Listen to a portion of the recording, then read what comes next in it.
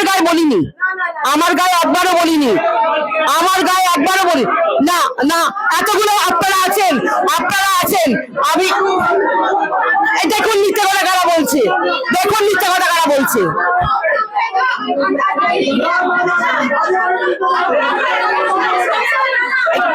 কখন বললাম আমার গায়ে হাত তোলা হয়েছে?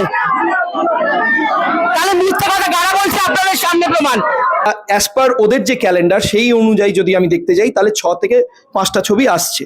আপাতত মাত্র 2টো ছবির অ্যানাউন্সমেন্ট আছে, আমরা বাকিটা জানি না। তো সেটা জানানোর দায়িত্ব তো ওনার, তো সেইটার জন্যই মিটিংগুলো ডাকতে বলছিলাম। তো বিগত আমাদের উপর একটা প্রেশার ক্রিয়েট করা হচ্ছিল যে কোন ছবি কবে রিলিজ হবে, কোন শোতে কোন সিনেমাটা দিতে হবে।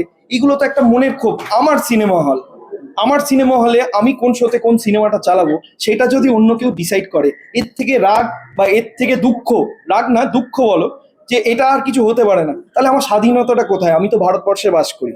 আমার ভারতবর্ষেই যদি আমি ডেমোক্রেটিক রাইট যদি আমার না থাকে, আমি যদি কোথাও না বলতে পারি, আমরা এখন তোমরা এটাও বলতে পারো যে কেন এতদিন বললে না।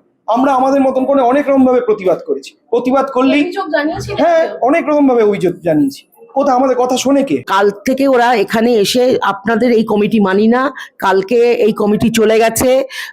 আমরা এখানে এসেও আমি বিয়ে পাঠিয়ে দিয়েছি, গঙ্গা জল দিয়ে শুদ্ধিকরণ করেছি, আপনাকে প্রেসিডেন্ট হিসেবে মানি না। আপনাদের মানে যা পারল, আমরা এখন বিজেপি সরকার চেঞ্জ হয়ে গেছে, বিজেপি আপনারা চলে যান।